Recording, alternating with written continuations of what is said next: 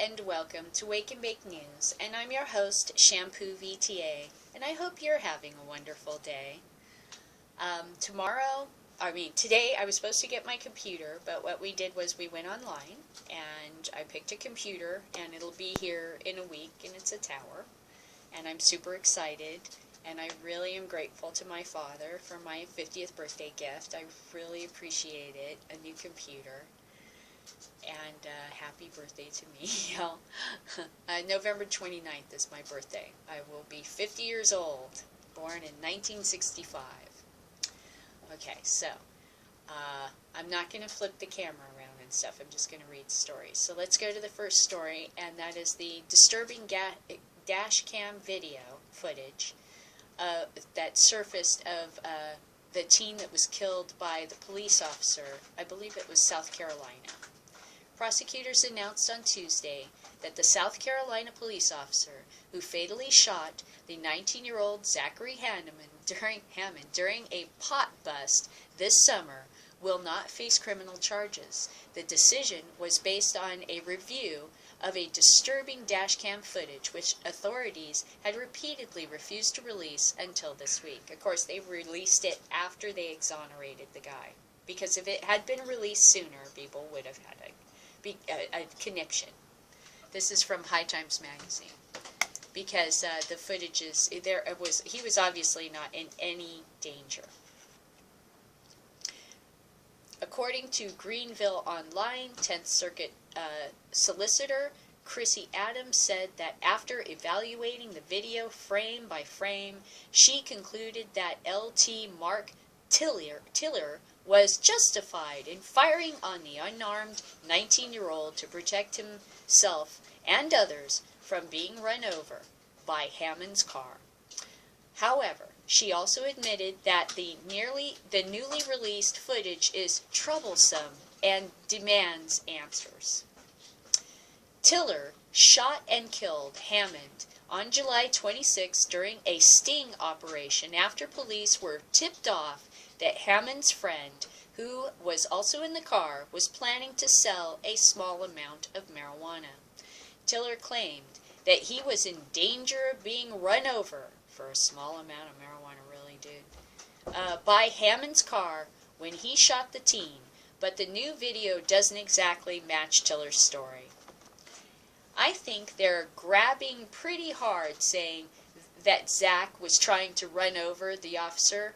It didn't look like that in the video to me, Paul Hammond, Zachary's father, told the Greenville News. He's running beside the car. If anything, he put himself in that position. To me, it was very sloppy police work. Probably true. Of course, he's the father, okay. Adams acknowledged in a letter to the State Law Enforcement Division that Tiller violated proper police procedure, but said that it doesn't constitute a criminal violation. As of Tuesday, Tiller remained on administrative leave, and Hammond's family plans to go forward with a civil lawsuit while federal authorities conduct an independent investigation. Please be warned that the footage from the shooting is extremely unsettling and graphic. If you wish to watch it, please click here at the end of their article. They leave a link. I wish I could show the footage. That is a super sad story. Nobody should be getting shot. No 19-year-old young man should be getting shot because he's terrified because his friend's selling some little baggie of weed. It's ridiculous. Speaking of baggies of weed, I forgot to mention, I am again still bankrupt this week. The teeth were terribly expensive. So we are budgeting our money and starving here to pay for the teeth. Obamacare could kick up a little bit on, we'd like the front of our teeth fixed too. Not just, it's got all kinds of, I think most insurance companies do. They got all kinds of things they won't pay for. And, it's like, I thought you just paid for dental care, not just, I'm going to pick and choose which teeth and what. Okay. Wouldn't it be nice if everybody could just have teeth? Okay, drug user inspired by Obama turns himself into cops. And this is from the New York Post. I thought this was actually a cool story. Just say oh. A West Virginia man turned himself into cops and revealed his stash of drugs after listening to President Obama deliver a speech on addiction. The man in his mid-30s told cops he was a heavy drug user and decided he wanted to live a sober life for his mother after listening to President's speech. The Kewanna County Sheriff's Office said Wednesday. The drug user also directed authorities to a cooler containing scales.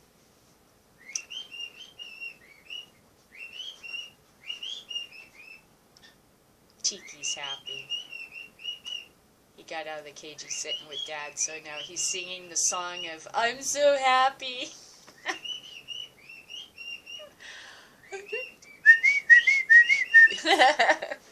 Okay. Oh, here he goes. Okay.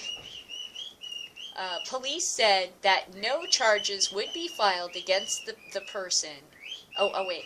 The drugs user also directed authorities to a cooler containing scales, 16 packs of Suboxone. Oh, boy. Tiki! You're being loud again! Tiki! Shh! Mommy's trying to talk. Okay. The drug user also directed authorities to a cooler containing scales, 16 packs of Suboxone, marijuana, 19 grams of ecstasy, and 158 pain pills. And I wanted to point that out. Notice that they named the Suboxone, the marijuana, and the ecstasy, but pain pills, probably oxycodone. And the fact they won't name the pain pills means, well, let's see. It's the New York Post. Gee, I wonder who pays for some of their ads. Probably pharmaceutical companies. So they're protecting wherever their money's coming from, because they don't want to point out that it's the pain pills, oxycodone addiction. Okay? And remember that they lowered the level that children can take oxycodone. Oxycodone is a very horrible, horrible drug. And we seriously need to fight against the manufacturers of oxycodone, because before this is over, we're all going to be addicted. They're going to give it to everybody. I mean, look at, you can get 158 pills. I'm not saying that this is oxycodone, but pain pills, I'm sure they're not aspirin, you know. He was taken to a treatment center and volunteered to enter a rehab program. Police said no charges would be filed. Very good for the police for doing that. And instead commended his bravery. Very good for the police for doing that. We applaud this person's self-initiated effort and wished him well in his recovery, a statement read. That's cool. See, good. That's good for the cops. That's good press for the police, see. Obama addressed the epidemic of drug addiction on October 21st, announcing steps to help addicts during a speech in Charleston, South Carolina. No, drug addiction is a terrible thing. Marijuana, yes, you can become addicted to marijuana, but it's like, when you haven't had coffee, and you get irritable, okay? It's not like you're going to go into convulsions. It's not like you're going to rob a store or roll some old lady in an alley because I just had my marijuana.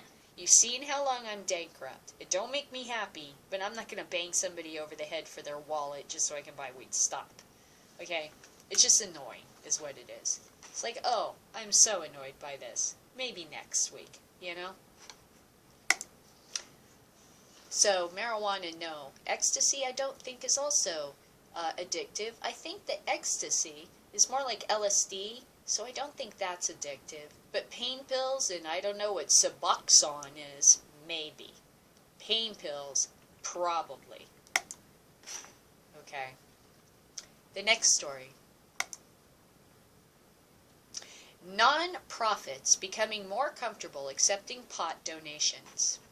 Go away, things that jump up and want to block my view. One marijuana business hosts an annual golf tournament in Denver to raise money for multiple sclerosis research. Another Colorado pot company. Why do they got to do that? It's like such a nice article, but we got to throw in pot. Yeah, drug. Yeah. Okay. Pot company donates to gay rights advocacy group and is a supporter of an AIDS walk. As marijuana legalization matures, businesses are becoming more ingrained in their communities by donating cash and time to charities, a sign that the stigma of selling a drug that remains illegal under federal law may be fading. You mean medication? You mean marijuana? You mean not like oxycodone? I would consider that a drug. A drug! Get out.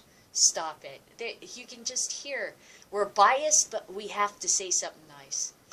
This is from the Coloradan, a Gannett company, whatever that is. Okay. Let's see. I don't like that they use the word pot, and I don't like that they use the word drug. That was unfair and uncalled for. It's not all about making money and about profits, said Ian Sieb, co-owner of Denver Relief, a dispensary whose monetary and voluntary donations include Ekar Farms and Garden, which grows vegetables for food banks. It's unknown how much money marijuana businesses have donated to nonprofit nationally and in Colorado. It is a brand new public conversation, said Tom Downey, a regulator attorney who specializes in marijuana. He is a director at the firm Ireland Stapleton. Wait a minute. He is a director at the firm Ireland Stapleton, which hosted a meet in July at the state capitol regarding donations with about 150 people from charitable organizations, lawyers, and pot companies. The Department of Justice, which has been watching the growing legal pot industry, declined to comment. The IRS declined to comment, except to say that marijuana businesses can't write off donations on tax filings, even though they continue to donate. Thanks a lot, IRS. This is why people like you so much. You're such a bunch of sweethearts. Oh, they're donating to charities? Well, they can't deduct that. Oh, creepy. Creepy bunch of people, aren't they? Colorado residents, for example, gave $3.4 billion to charities in 2012, and most recent data available from the IRS, according to the Colorado Association of Funders, a group that represents foundations. So that's the most recent data. Colorado foundations themselves donate about $800 million to charities in 2013. Okay. The state has nearly 30,000 nonprofits, some of them tiny organizations, all competing for funds, said Joanne Kelly, and she spells her name the same as me, executive director of the Colorado Association of Funders. Enter the highly profitable legal marijuana industry, which was worth $2.7 billion in 2014, according to the industry investment and research firm, the ArcView Group. That's the group that Steve DeAngelo, I think, started or is part of, and he's the guy that owns Harborside Dispensary up north and wants us all to call marijuana cannabis. I would love to do that, but I'm still trapped in prohibition over here. I can't go to a store in Ventura to purchase medication. I can't go buy a nickel, like, oh, I have $10 and I need some meds for today, so I'm going to go down to the store and buy $10 worth of weed for today. I can't do that. I have to plunk down $45 every time I buy medication with the delivery service. So I'm still living prohibition over here. So I call it marijuana. The day that I have the same rights as everyone else to walk into a storefront and be treated like a customer, I will be happy to call it cannabis. But that day has not arrived for me yet. So I'm still living in prohibition, and it's still marijuana. I would love to help Steve DeAngelo out, but I don't live that reality here, okay? Cannabis is a respectful medication that you would give American citizens to help them. Marijuana is a prohibition medication that is illegal against federal law, and everybody stigmatizes. That's the world I live in. Let's see. ArcView. Yep, Kelly lost a place again because I'm a dummy. But the industry's profitability and the charity's need for contributions is one reason nonprofits and pot businesses have developed relationships. Many in the marijuana industry have been big believers in the drugs. See, it's like medical value. It's like, it's a drug, but there's no medical value, but it's a drug like other drugs that have medical value. And we're going to use this word drug to make it sound like it has no, you see what's going on here? It's like we're going to run this story that's positive and figure out a way to twist the knife into it. How am I going to twist the knife? How am I going to, it's a dog whistle. It's for prohibitionists. They hear drug, pot, ain't going to be taxed even if they, they ain't going to get the tax cuts even if they donate. This is dog, they hear this and that's the dog whistle for prohibitionists. Those are dog whistle words. It's to go, see, they can't see pot, drugs, see, so that they feel better reading this. So it's disrespectful in an offhanded way, in like a backhanded way. It's creepy the way the media works. It's just, they're creepy people. Okay, but the industry's profitability and the charities need to contribute, need for contributions is one reason nonprofits and pot businesses have developed relationships.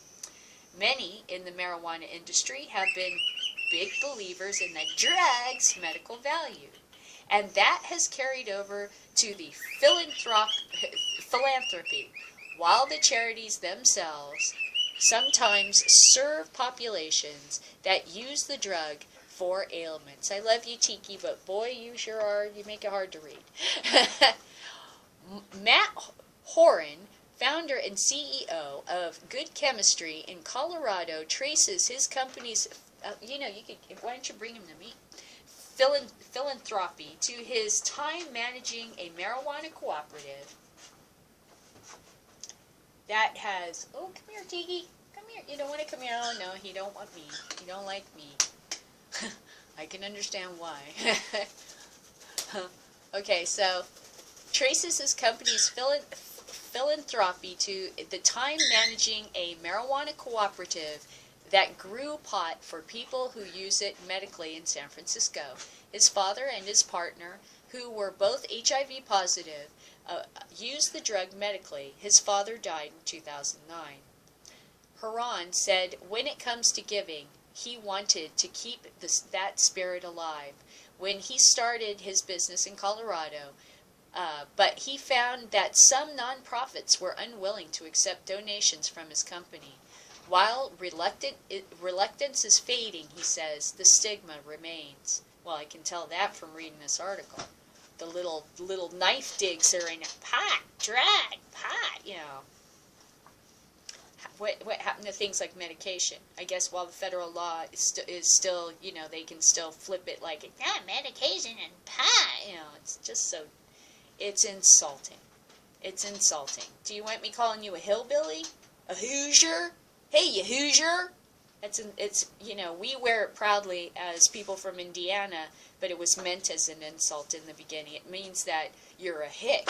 You're a hick from the sticks, you're a dummy, you're a dullard, you're uneducated. A Hoosier. It's an insult. It was meant as an insult. We took it as a brand of, yes, that's right, I am a Hoosier, And now, being called a Hoosier is like something positive. But when it first started, it was not something positive. It was an insult to be called a hillbilly, a Hoosier, a hick from the sticks. This is the same thing when you use pot, drugs. You're twisting the knife. You're twisting the knife. You're hurting somebody. See, pot, drug. You're a stoner. You're a pothead. It's not right. It's mean, and you need to knock it off. Heron's company donated it to One Colorado, a gay rights advocacy group, but he declined to say how much. David Montez, executive director of One Colorado, said the organization's standard for accepting donations comes down to whether the contributor is accepting of gay communities. Good Chemistry exemplifies a local business who is committed to improving the lives of lesbians, gays, bisexuals, and transgender Coloradoans by treating their employees fairly as well as giving back to the community, he said in a statement. Another marijuana business, The Clinic, hosts an annual golf tournament to raise money for the Colorado and Wyoming chapters of the National Multiple Sclerosis Society. The clinic's general manager, Ryan Cook, said employees also participate in an annual MS walk to raise money and have contributed nearly $291,000 since 2009 from that event and the golf tournament. Kaylin Daniels, donor relations officer at National Multiple Sclerosis Society, noted that medical marijuana use is acceptable among the constituency. This is not a quote. What she probably said was that many people who have MS use medical marijuana to help alleviate the symptoms of MS that take away from your quality of life. And I know this from watching Jane Dro's show. She does Being Jane, part of her show, where she talks about, I wish I could provide a link, but I can't this week, sorry. So I'll just mention her and you can go find it. But she does Being Jane, where she talks about her MS and how marijuana helps her. And she gets silly and she gets high, but she really does suffer. And this helps her to live a better life, a better quality of life. And what kind of people would try to obfuscate that or ignore it or condemn it? What kind of a person would do that? Seriously. Unless you work for a pharmaceutical company. I just can't imagine. Okay, so when she says that it is acceptable among its constituency, it means that a lot of MS patients use it. It's just that they apparently didn't want to quote her on what she actually said. And she said, states' approval of medical and particularly recreational pot in Colorado has helped develop a connection with the clinic. Just last year, Daniels said, the clinic, and now we have quotations, her statement, Kaylin Daniels was not in quotation, so they rewrote whatever she said so that it fit with their little, see what I'm saying, point of view. But the next quote has quotations around it, which means it's a direct quote from the person. Can you see the bias in this article now? You got to look for it, but it's disgusting. It is disgusting what they're doing. Okay, just last year, Daniel said the clinic, quotation, became the top cooperative team for Walk MS for Colorado and Wyoming. Still, some nonprofits are wary of marijuana donations. The Children's Hospital Colorado Foundation, which I think is a religious one, has a policy of not accepting such donations, said spokeswoman Elizabeth Whitehead. Apparently they have more than enough money because the drug is still illegal federally. See what I'm saying? So them little kids can't use more money. What do you think, that the DEA is going to come busting into your children's clinic and put guns to your head because you accepted donations from a pot clinic? That would be totally evil of them, wouldn't it? So I think you're fine. Still, okay. Connie Zimmerman, founder of Colorado's Homeless Families, probably also religious, which helps with transitional housing, has not been offered help from marijuana businesses, but said she wouldn't accept it because she considers the drug detrimental to her clients. What? I bet you they have to pray before they get their transitional housing. I bet they have to, pray at an altar, go to a church, become a Christian, listen to a sermon. Yeah, I bet there's a give and take here for helping the homeless over there. Okay, so she says, quote, We don't feel right about accepting donations from a profit or proceeds of the marijuana business that can devalue or diminish the quality of the family and lifestyle relationships of individuals, Zimmerman said. Now, didn't we just talk about how marijuana helps MS? So apparently none of these homeless people have any health issues that this would help at all. At least not in her mind. You know, that is what I'm talking about. A stigma. And she's deciding for those homeless people, who they probably make do some kind of religious stuff to get their transitional housing, I'll bet, that, no, this is not for you. I've decided because I'm helping you. You know, that's just not right. I'm sorry, that just doesn't sound like you're helping them. Sounds like you're running a BS charity right there. Next story. DC condo built to include marijuana grow closet. Washington developer Eric Hirschfield was building a 4-level condo in the Parkview area earlier this year when he saw a budding potential of an upstairs closet. He built the space into an artificial light-filled area to grow marijuana, as Urban Turf was first to report. Hirschfield said he thinks more DC residents will seek grow closets as more time passes since some marijuana possession became legal this year. I think this is going to be the new wet bar of 2015, he said. The closet is equipped with lamps that simulate sunlight and stay on 24 hours per day. And you know, this is very interesting, because right in between these articles, there are links to other articles, such as more than 700 plants seized in, like, MD. Come on. They just love to, this is happy news about marijuana legalization. Now let's throw something in here that makes you feel, yeah, here's a story. Guy, man, I don't know why they just can't, like, accept that this is the way things are going to be. It's okay. You're going to be okay. Calm down. Okay. So I like the jacket on you. Okay. I think this is going to be the new wet bar, he said. The closet is equipped with lamps and to simulate sunlight 24 hours. Once his home with a grow closet hits the market, other developers began reaching out with similar designs, but not enough nerve to go through with the plan. They chickened out. Marijuana comes out of the closet but isn't completely accepted. In late February, a law legalizing the possession of small amounts of marijuana was enacted in D.C. Residents over the age of 21 are able to have as much as 2 ounces of marijuana, transfer as much as 1 ounce to another person of the legal age without the exchange of money. In other words, you can't buy it. And grow as many as 6 marijuana plants at home. However, it is still illegal for D.C. residents to buy and sell marijuana. That's why you need a grow closet, because there isn't a market except for the black market. If you don't want to deal with the black market, you're going to have a place to grow either your medication or your recreational or both.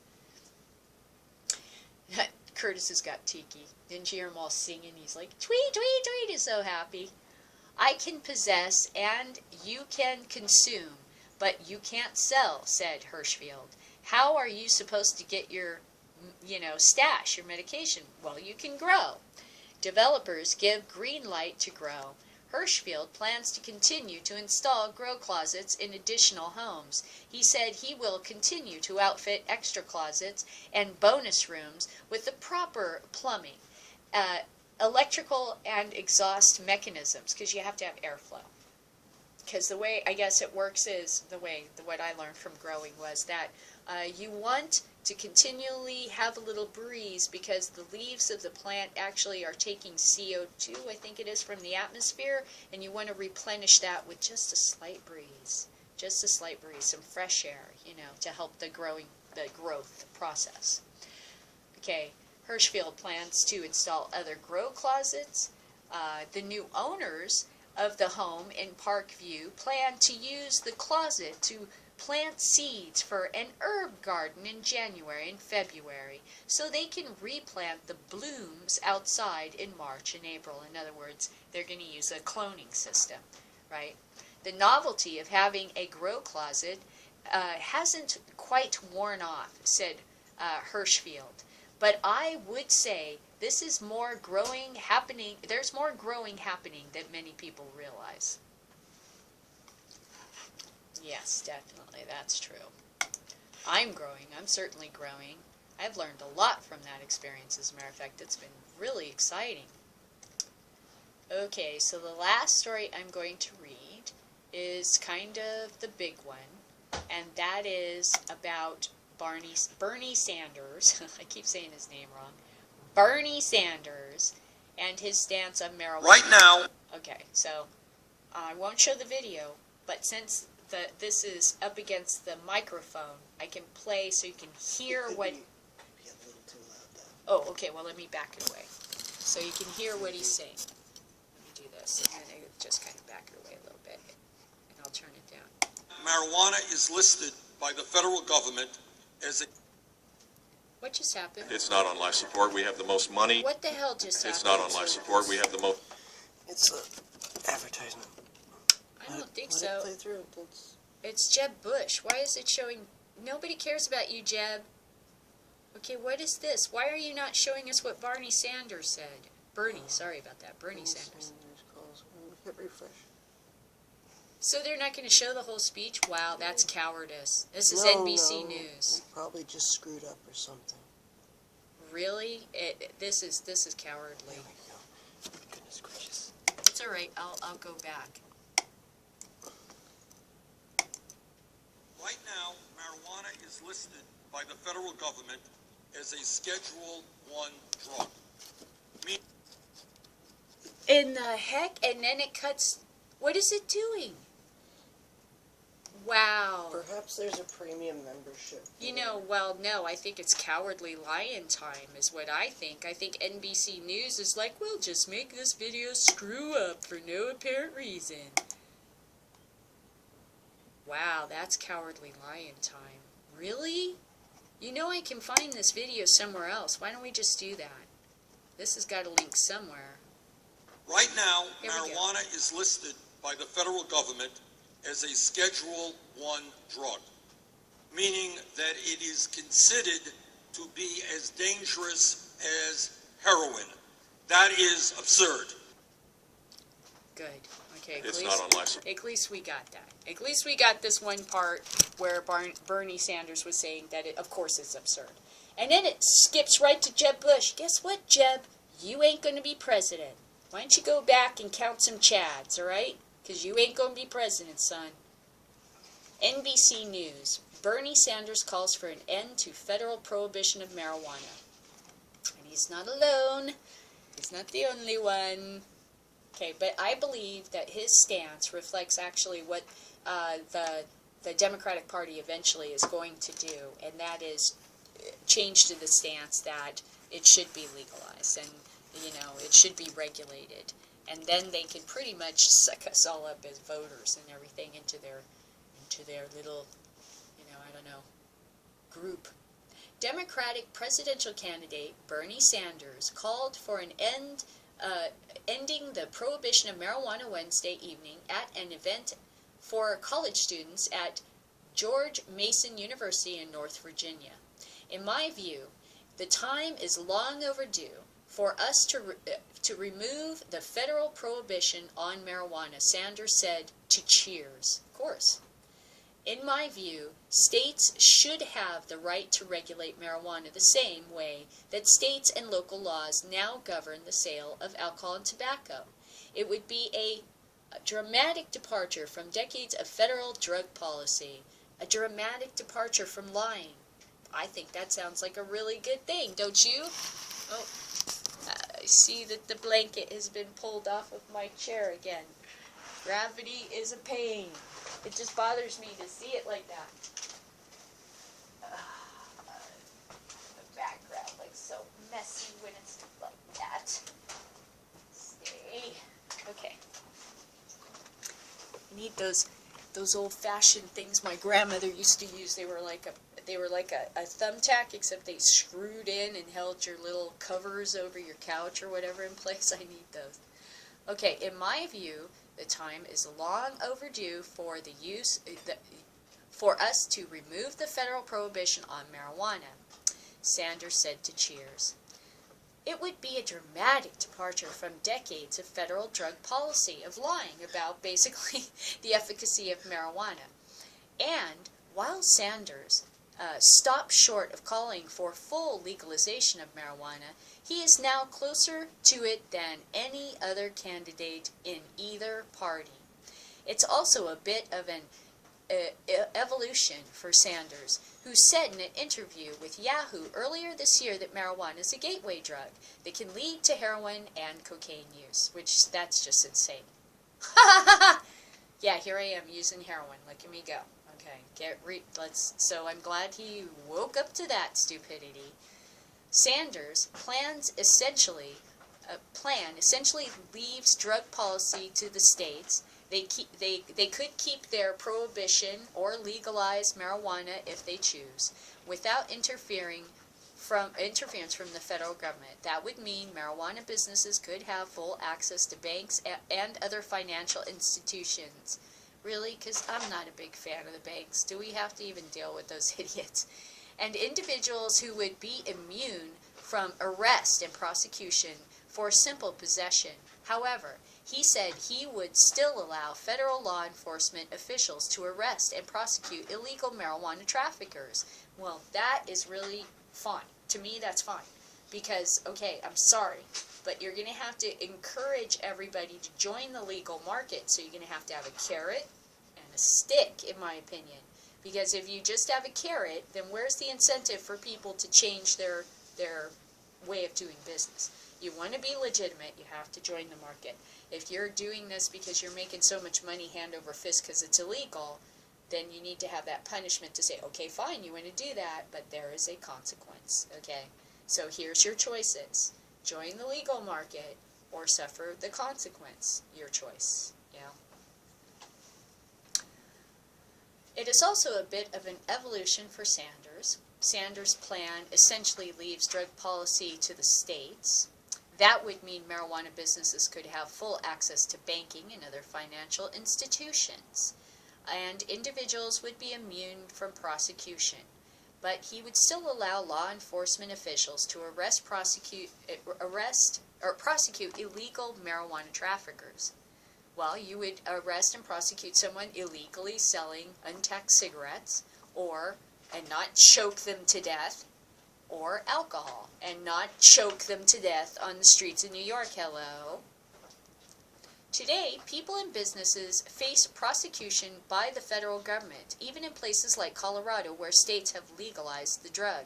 Sanders framed the issue as one of racial and civil rights. Too many Americans have seen their lives destroyed because they have criminal records as a result of marijuana use. That's wrong. That has got to change, he said. We are spending about $80 billion a year in federal, state, and local taxpayer dollars to lock people up. $80 billion a year. And if we're not spending that, then we're shooting a 19-year-old kid in a fast food parking lot because he got scared and started backing up his car. Sanders, the federal government classifies marijuana as a Schedule I drug, the highest level and the same as heroin, because they're not the same, and that makes it the whole entire drug policy a joke. That it's a Schedule I drug means, oh, now I don't have to take you seriously about anything. I might as well try heroin because it must be as safe as marijuana, because I tried marijuana and it turned out that, guess what? So, and then people would go, and that makes it a gateway drug. No, no, no, no, no. That makes my federal government a bunch of idiots that are not helping the American people, that are just setting up little traps and little catch-22s to get what they want. That's what's really going on. So it's a Schedule I drug at the highest level, the same as heroin, because we got real geniuses up there in Washington.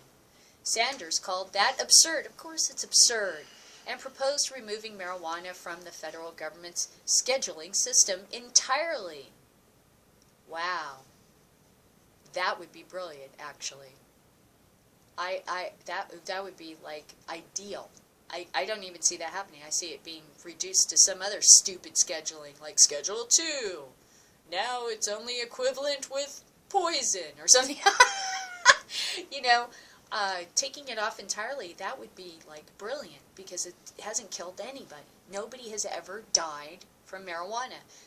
Jolioli looks like he's going to die when he does 1 gram dab, but he doesn't die. He just looks miserable, like he kind of deserves to feel after doing that. But, you know, he's not keeling over and dying. He just looks like he's dying. Okay. So it's not dangerous. Why is it being scheduled this way? He cited statistics from FBI recording that 620 people were arrested for marijuana possession in 2014, about 1 per minute. He added that between 2001 and 2010, there were 8 million marijuana arrests, and 9 in 10 of which were for possession. According to the American Civil Liberties Union, our criminal justice system is broken, and we need major changes in our criminal justice system, including changes in drug laws, he said. In addition to addressing thousands of students at George Mason, the forum was simulcast to 250 pro-Sanders student groups in all 50 states across the country, according to the campaign. And that's something I want to say to my older viewers, if you're out there. Sanders is an amazingly popular candidate with young people. Almost everybody I know that is underneath my age level loves this guy. Not Hillary Clinton, not Barack Obama, this guy. They want a guaranteed income. They want a democratic socialism in America. I'm shocked how many people, and I mean Reddit is full of people that support this guy. So this kind of politics, he may not become president, but this kind of politics is obviously the future. This is what these kids see that is happening to their lives, and they're like, and it isn't because they're, they're born expecting more or something like that.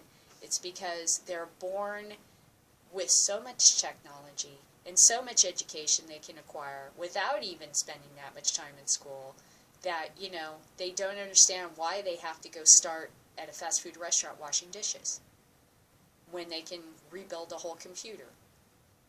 They're overqualified for most of the jobs you're offering them, even the homeless ones. I'm shocked. I'm like, I know people that don't have jobs. They don't have a home. They could work on a computer. I'm like mystified. What the hell is going on in our society? Why are these people being just tossed aside? It's because there's too many of us for the future. They're going to try to basically starve us out, is what I see is going to happen.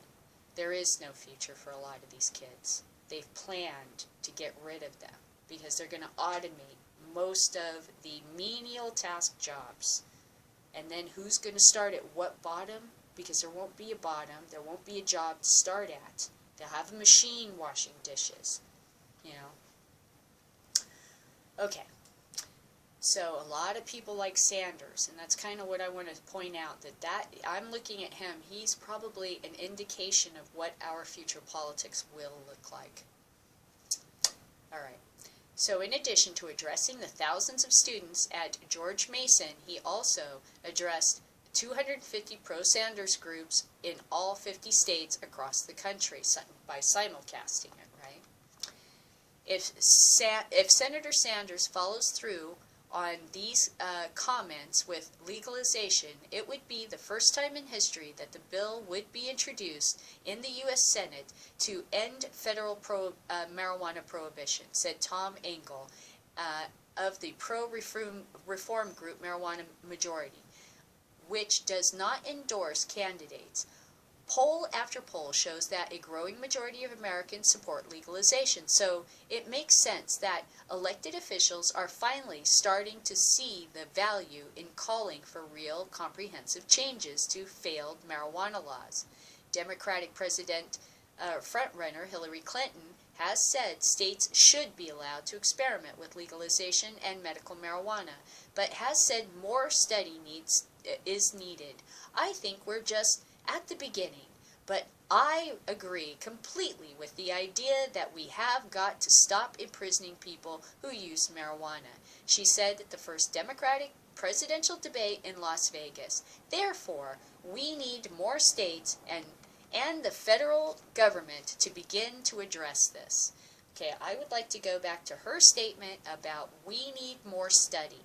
That is a circular argument because Hillary Clinton knows darn well that it is against federal law to allow any studies to be conducted with marijuana that comes from their official grow facility in like West Virginia or wherever it is, at some college, and it's the size of a kid's playground. That's where they grow all the marijuana to test for America to find out if it's, good or not. We got zillions of strains, stuff coming from all over the world, but somehow with a piece of land this big, they're able to decide the efficacy of marijuana. I doubt that. It's a big setup. It's like a dead end. It's a black hole place. When they first went to go check it out, after marijuana really started to get, like Colorado legalized marijuana, there were no plants growing there because nobody was asking for marijuana to test, because the only research you are allowed to conduct under federal law is tests that are going to show that it is dangerous.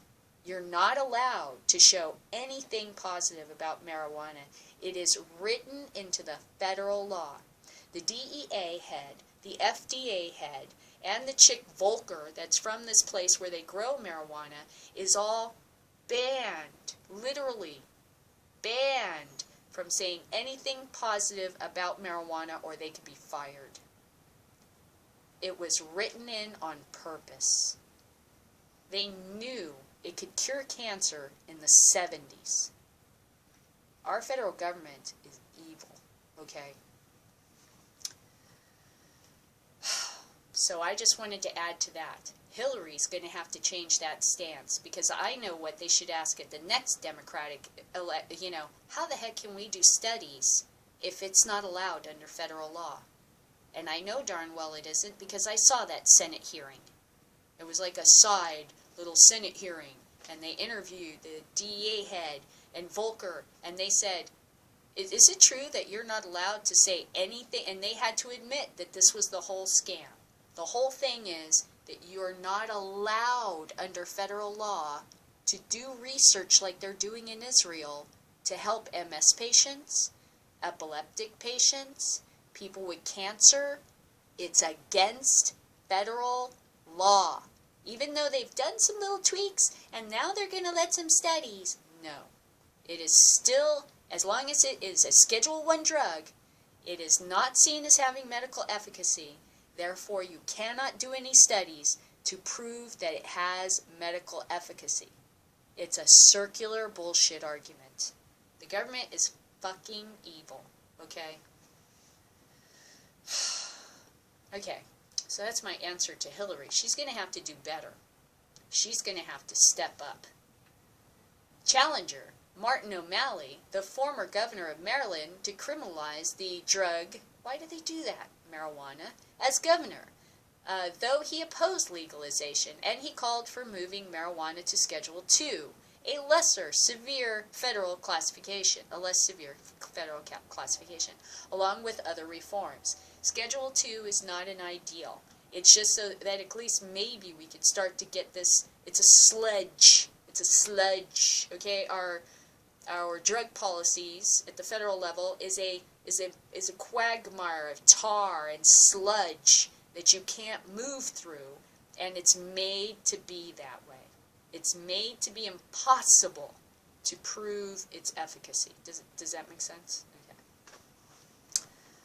So yeah, moving to a Schedule II is not necessarily the most positive thing that you could do, but at least it would be a step up and maybe get this thing out of the tar pit where it is. Okay, so that's my show, and it's late. And like I said, I'm going to get a new computer. It'll take about a week to get it delivered. It's a very nice computer. So I'm really super excited, and I really appreciate my family's help. And it certainly cheered me up because I was starting to kind of like get really, I cry, but I don't really like to cry, so I get angry and I break things. Because crying just gives me a headache and makes me look like crap. So I tend to turn to anger instead of crying, and that can be very stressful. So I was very aggravated since my computer it was the plug. You know, it's not receiving electricity, the battery's not working, it's just dead. And it's like, ugh, you know. But I knew it was it was dying. It was going bye-bye, you know. Okay, so that's my show, and I'll see you tomorrow, Friday. And fist bump, blow up, stay healthy. I have lost a lot of weight. I'm now at 135 pounds with my running.